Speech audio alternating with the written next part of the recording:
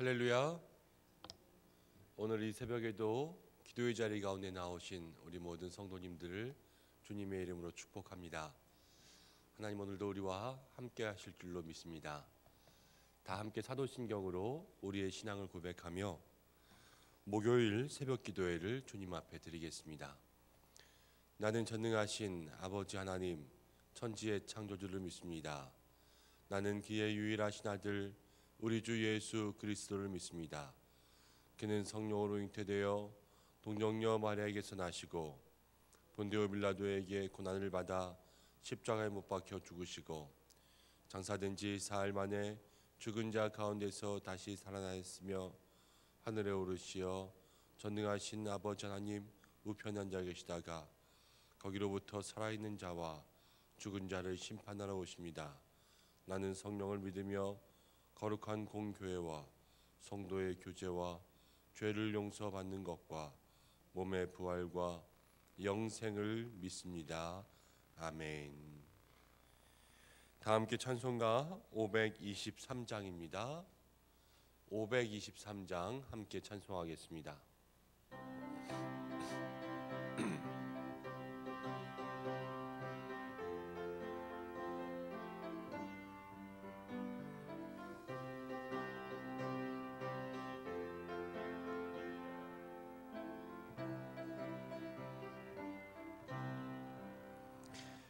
어두운 죄악길에서 목자 없는 양같이 모든 사람 길 찾아 헤맨다. 자비하신 하나님 독생자를 보내사 너를 지금 부르니 나오라. 이때라 주의 긍휼 받을 때가 이때라. 지금 주께 나와 겸손하게 절하라. 구원함을 얻으리.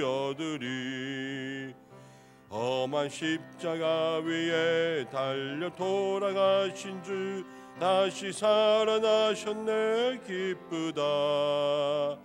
죄인 구원하실 때 어서 주께 나와 그 신은 구하라. 이때라 주의 긍휼 받을 때가 이때라. 지금 주께 나와 겸손하게 아뢰라. 구원함을 얻으리. 주의 귀한 말씀에 영원 생명이 있나니 주님 너를 용서해 주신다. 주가 부르실 때에 힘과 정성 다하여 주의 은혜 받으라. 이때라 주의 긍휼 받을 때가 이때라. 지금 주께 나와 겸손하게 아뢰라. 구원함을 얻으리. 세월 빨리 흐르고 세상 진구 가는데 너의 영혼 오늘 밤 떠나도 주의 구원 받으면 천국에서 영원히 주와 함께 살리라. 이때라 주의 긍휼 받을 때가 이때라. 지금 주께 나와 겸손하게 아뢰라. 구원함을 얻으리.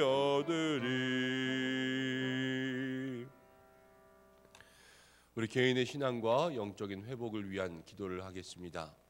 우리가 어제 말씀을 함께 묵상하면서 느부갓네살이 은혜를 경험하고 그의 찬양과 간증이 달라진 것을 함께 나누었습니다. 오늘 우리가 그것을 붙잡고 함께 기도했으면 좋겠습니다. 하나님, 어제와 다르게 또 또 오늘 우리의 믿음의 고백이 달라지게, 오늘 우리의 간증이 달라지게, 오늘 우리의 찬양이 달라지게, 매일의 삶에 하나님을 높일 수 있는데 믿음의 고백들이 달라질 수 있도록 우리에게 날마다 새 은혜를 내려주셔서, 그래서 우리의 마음과 믿음과 모든 신앙이 하나님 앞에 성장하고 회복할 수 있도록 도와주옵소서. 우리 이 시간 함께 기도하겠습니다. 고마우신 아버지 하나님, 은혜와 사랑을 감사드립니다. 거룩한 주의 백성들, 오늘 이 새벽에도 주의 전으로 부르셔서 함께 은혜의 말씀 나누며 기도할 수 있도록 인도하심을 참으로 감사드립니다. 아버지 하나님, 귀한 주의 자녀들이 이 가운데 나왔습니다. 주님, 붙잡아 주시기를 간절히 바라고 원합니다. 오늘 우리들의 마음과 우리들의 신앙이 다시 한번 주님 앞에서 영적인 회복과 신앙의 성숙과 성장을 이룰 수 있도록 도와주옵소서. 하나님, 특별히 우리들 모든 믿음의 삶 한 사람 한 사람의 그림 주시는 은혜가 있기를 원합니다. 날마다 새로운 은혜가 있도록 주께서 인도하시고, 날마다 새 역사가 있게 도와주시고, 하나님 주시는 놀라운 은혜와 능력으로 말미암아 오늘도 주의 말씀 앞에서 다시 한번 무릎 꿇고 엎드리고 경배하며 하나님을 높일 수 있는 거룩한 믿음의 사람이 될 수 있도록 인도하여 주옵소서.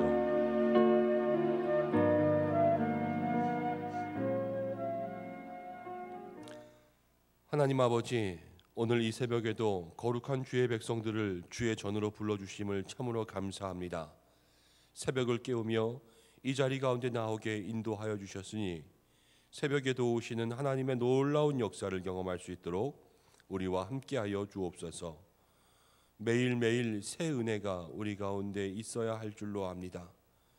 물고기가 물을 떠나서 살 수 없듯이 우리가 주님의 은혜를 떠나서 살 수 없음을 고백하오니, 우리에게 오늘 필요한 만나의 은혜를 내려주시고 매일의 삶의 고백과 간증과 신앙이 늘 어제보다 더 성숙하며 나아갈 수 있는 믿음의 사람들 될 수 있도록 도와주셔서, 코로나로 인해서 떨어지고 또 낙담하였던 우리들의 영적인 모습과 신앙이 다시 한번 주님 앞에서 새로운 힘을 얻고 회복의 은혜를 누릴 수 있도록 역사하여 주옵소서. 오늘 이 새벽에도 말씀 듣기를 원합니다. 우리의 마음, 각 사람의 심령 가운데 사랑의 음성으로 속삭여 주시는 주님의 음성을 듣게 도와주옵소서. 예수님의 이름으로 기도드립니다. 아멘. 오늘 우리에게 주시는 말씀은 다니엘 5장 1절부터 12절까지의 말씀입니다. 다니엘 5장 1절부터 12절까지의 말씀, 한 절씩 교독하고 마지막 절은 함께 읽겠습니다. 벨사살 왕이 그의 귀족 1000명을 위하여 큰 잔치를 베풀고 그 1000명 앞에서 술을 마시니라. 벨사살이 술을 마실 때에 명하여 그의 부친 느부갓네살이 예루살렘 성전에서 살취하여 가져라 명하였으니, 이는 왕과 귀족들과 왕후들과 후궁들이 다 그것으로 마시려 함이었더라. 이에 예루살렘 하나님의 전 성소 중에서 탈취하여 온 금그릇을 가져오매 왕이 그 귀족들과 왕후들과 후궁들과 더불어 그것으로 마시더라. 그들이 술을 마시고는 그 금, 은, 구리, 쇠, 나무, 돌로 만든 신들을 찬양하니라. 그때 사람의 손가락들이 나타나서 왕궁 촛대 맞은편 석회벽에 글자를 쓰던데 왕이 그 글자 쓰는 손가락을 본지라. 이에 왕의 즐기던 얼굴빛이 변하고 그 생각이 번민하여 넓적다리 마디가 녹는 듯하고 그의 무릎이 서로 부딪힌지라. 왕이 크게 소리질러 술객과 갈대아 술사와 점쟁이를 불러오게 하고 바벨론의 지혜자들에게 말하되, 누구를 막론하고 이 글자를 읽고 그 해석을 내게 보이면 자주색 옷을 입히고 금사슬을 그의 목에 걸어주리니 그를 나라의 셋째 통치자로 삼으리라 하니라. 그때 왕의 지혜자가 다 들어왔으나 능히 그 글자를 읽지 못하여 그 해석을 왕께 알려주지 못하는지라. 그러므로 벨사살 왕이 크게 번민하여 그의 얼굴빛이 변하였고 귀족들도 다 놀라니라. 왕비가 왕과 그 귀족들로 말미암아 잔치하는 궁에 들어왔더니 이에 말하여 이르되 왕이여 만수무강하옵소서. 왕의 생각을 번민하게 하지 말며 얼굴빛을 변할 것도 아니니이다. 왕의 나라에 거룩한 신들의 영이 있는 사람이 있으니 곧 왕의 부친 때에 있던 자로서 명철과 총명과 지혜가 신들의 지혜와 같은 자니이다. 왕의 부친 느부갓네살이 그를 세워 박수와 술객과 갈대아 술사와 점쟁이의 어른을 삼으셨으니 왕이 벨드사살이라 이름하는 이 다니엘은 마음이 민첩하고 지식과 총명이 있어 능히 꿈을 해석하며 은밀한 말을 밝히며 의문을 풀 수 있었나이다. 이제 다니엘을 부르소서. 그리하시면 그가 그 해석을 알려드리리이다 하니라. 아멘. 이 말씀을 통하여서 오늘은 이제 하나님을 부르소서라는 제목으로 함께 말씀을 나누겠습니다. 다니엘 5장이 되었습니다. 1장부터 4장까지는 느부갓네살에 대한 이야기와 또 다니엘이 나왔다면 이제 바벨론의 왕이 바뀌었습니다. 느부갓네살 이후에 벨사살이라는 왕이 나옵니다. 후에 보면 이제 왕의 부친 느부갓네살 이렇게 나와서 느부갓네살의 자녀처럼 우리가 생각하지만 역사적인 기록으로 볼 때 지금 이 시대는 벨사살이 죽은 다음부터 한 30년 정도 지난 때입니다. 그리고 그 사이에 많은 왕권의 교체가 있었습니다. 느부갓네살의 아들로부터 그리고 지금 이 벨사살에 이르기까지는 벨사살은 느부갓네살의 직계 혈통은 아니고 왕이 되은 다음에 느부갓네살의 딸과 결혼을 하여서 자신의 왕권을 강화하였던 그런 사람이었습니다. 그래서 이 30년이 지난 이후에 바벨론은 점점 느부갓네살 이후에는요 쇠퇴 또 몰락의 길을 걸어갑니다. 느부갓네살은 정복 전쟁의 왕이었어요. 그래서 바벨론이 그 당시 다른 땅들을 점령하고 그리고 이후에 이제 두 번째 꿈을 꿀 때쯤에는 왕궁이 평안하다 그랬잖아요. 그때에는 전쟁을 마치고 이 넓은 바벨론 도성을 그렇게 거닐며 평안을 누릴 때였습니다. 근데 지금은 이제 30년이 지나고 느부갓네살이 죽고 난 이후에 바벨론이 이미 많이 기울었습니다. 이미 많이 기울어서 그 당시 메대와 바사 이제 페르시아의 세력에 계속해서 조금씩 침략을 당합니다. 그래서 이 벨사살의 아버지가 원래 왕이었는데요. 그 벨사살의 아버지였던 왕은 지금 각 지역들을 돌아다니면서 이제 전쟁을 하고 다니고 있었는데 이 전쟁은 느부갓네살과 같이 정복 전쟁을 하는 것이 아니라 계속 바벨론을 침략해오는 그러한 페르시아의 세력을 방어하기 위한 방어 전쟁에 나가 있었습니다.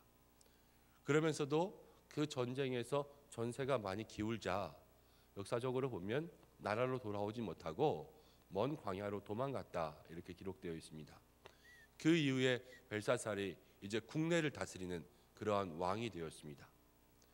그러면서 오늘 말씀 가운데 보면 벨사살이 그의 귀족 1000명을 위하여 큰 잔치를 베풀고 그 1000명 앞에서 술을 마시니라. 지금 벨사살이요 모든 정계 또 경제계 인사들을 다 불러놓고 귀족들과 왕족들과 함께 1000명의 잔치 가운데 술을 마시고 있는 거예요. 1000명이 술을 마시면 어떤 장면이 될까요? 상상을 해봤는데 일단 1000명이 술 마시는 걸 못 봐서 도저히 이 사람들이 어떻게 술을 마셨는지는 잘 모르겠습니다.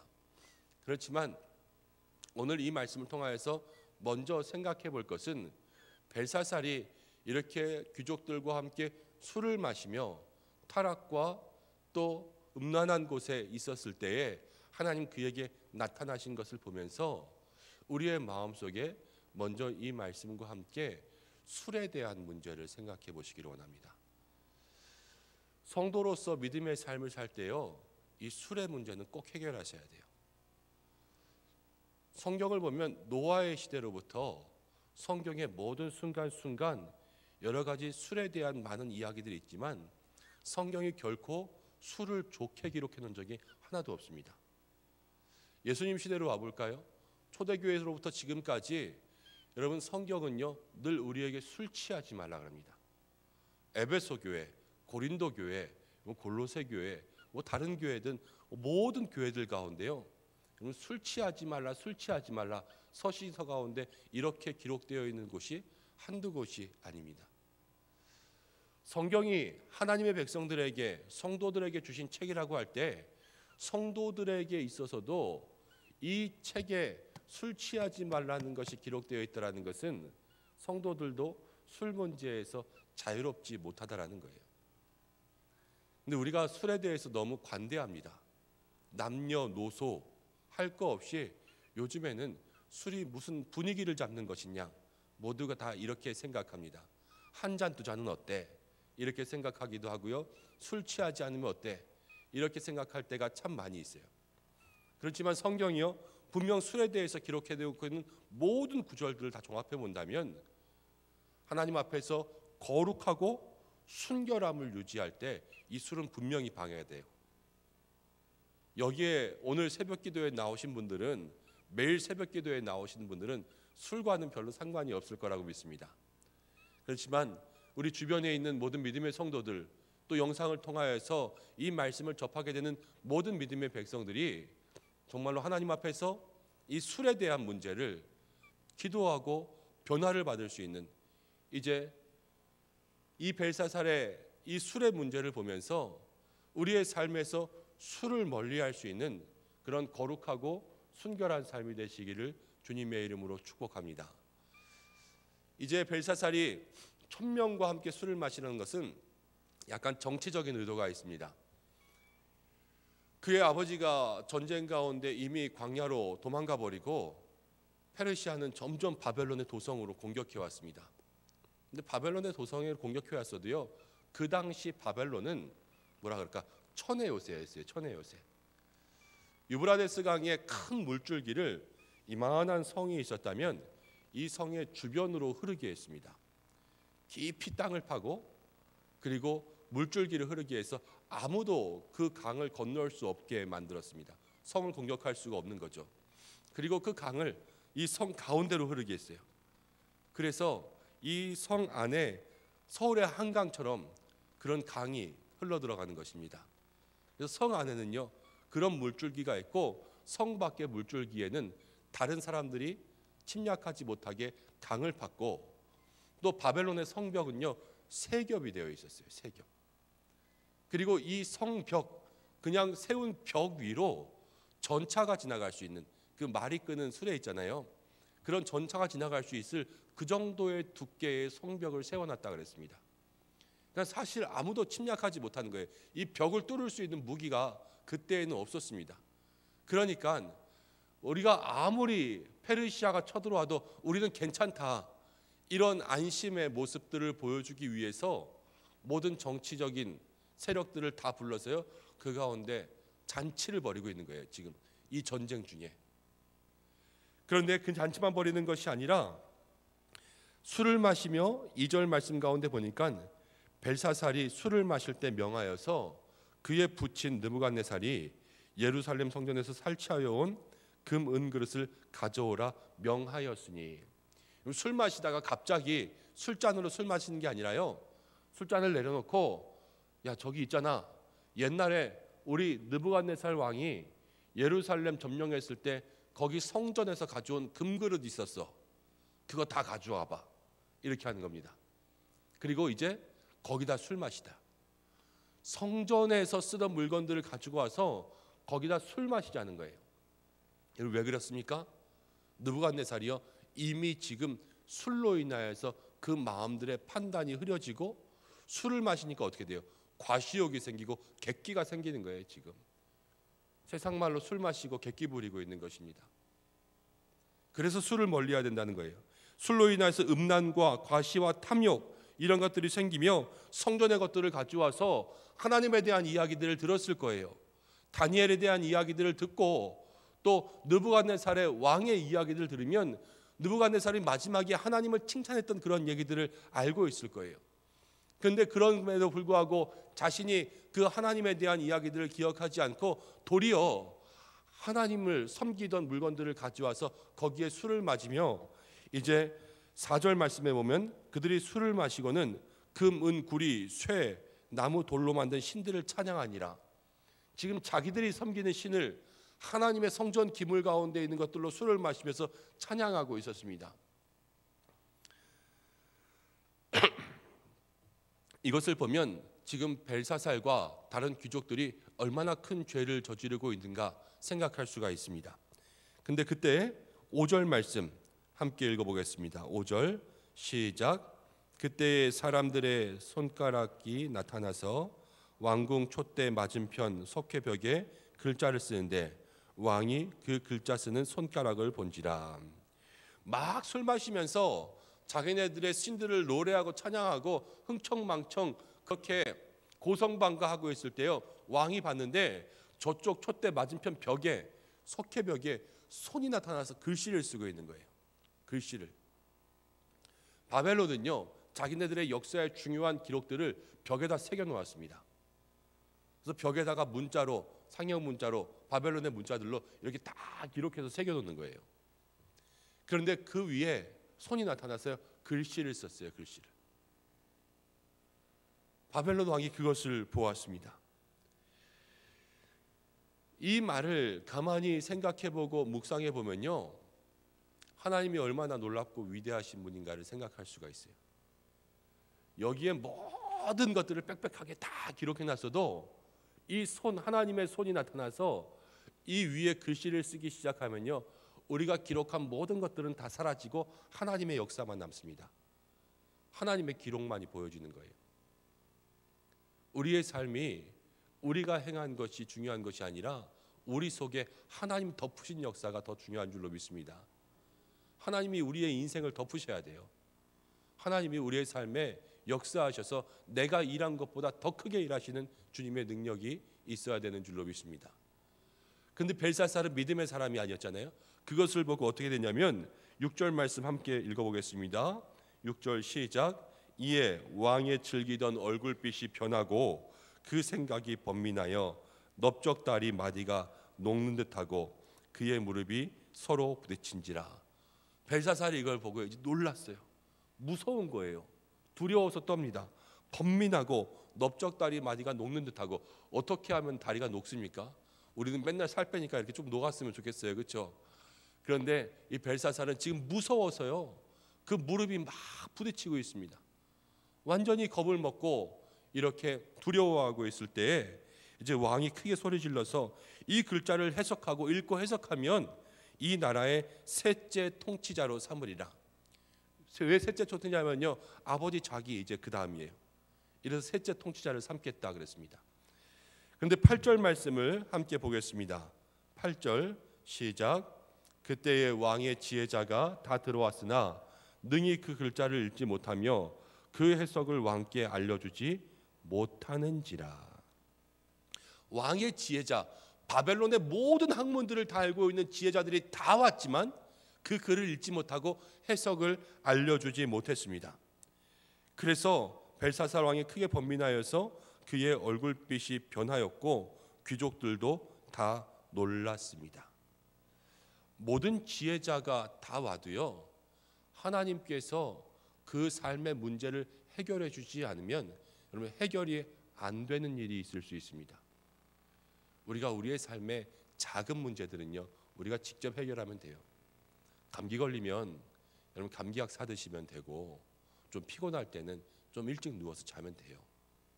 그렇지만 우리의 삶에 정말로 우리가 할 수 없는 큰 위기, 큰 문제가 올 때가 있습니다.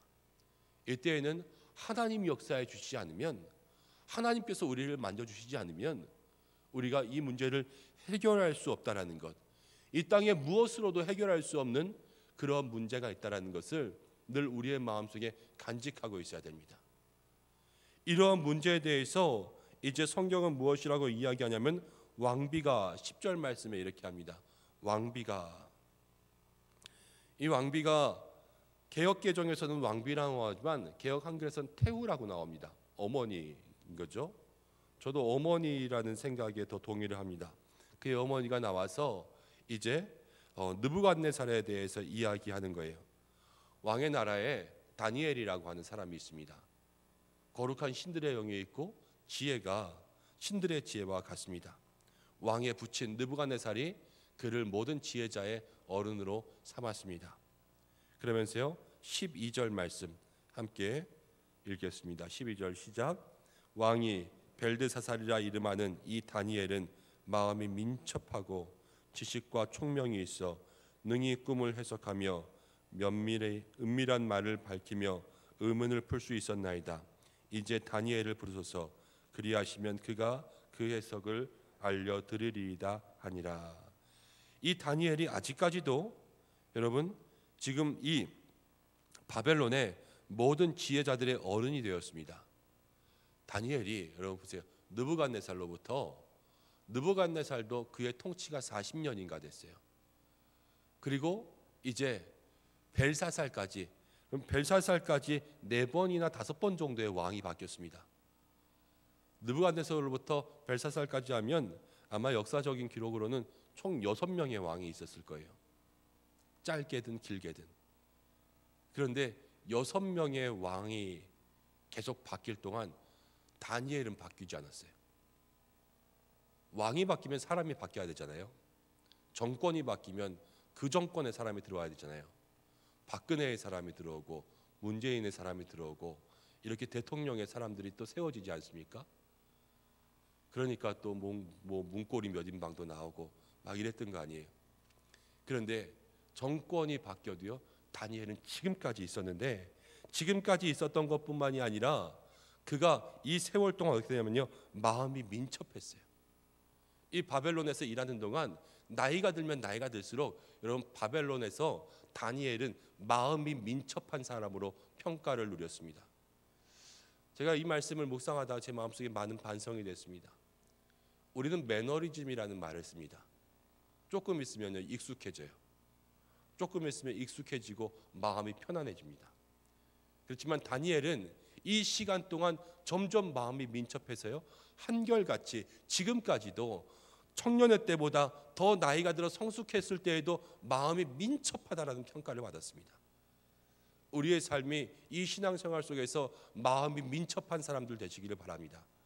하나님 앞에서 민첩하셔야 돼요. 신앙생활에서도 민첩하셔야 되고 정말로 모든 사람들에게 있어서 이 신앙의 삶을 살며 성도로서 민첩한 성도라는 평가를 받을 수 있는 여러분들 되시기를 바랍니다.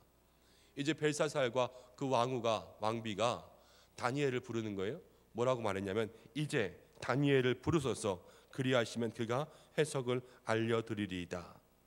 하나님 아니면 해결할 수 없는 일들이 있잖아요. 그 땅에는요 갈대아 사람으로는 해결할 수가 없었습니다. 하나님의 사람이 와야지만 해결할 수가 있는 거예요. 그래서 이제 다니엘을 불렀습니다.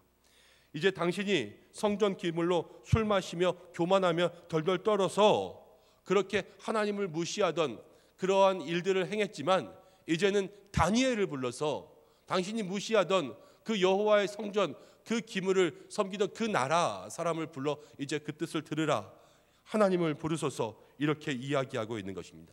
다니엘을 부르는 것은요 하나님을 부르는 거예요.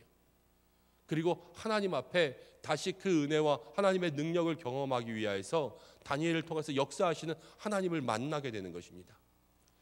오늘 우리가 우리의 삶과 우리의 인생을 볼 때도 내 삶 속에 해결되지 않은 문제가 있다면, 내 힘으로 극복할 수 없는 문제가 있다면 오늘 이 말씀을 통하여서 어떻게 해야 되겠습니까? 왕비가 벨사살에게 이제 다니엘을 부르셔서 이야기한 것처럼 저는 오늘 이 시간 이 말씀을 통하여서 사랑하는 모든 믿음의 성도님들에게 이제 하나님을 부르소서 이렇게 믿음으로 선포하며 권면합니다.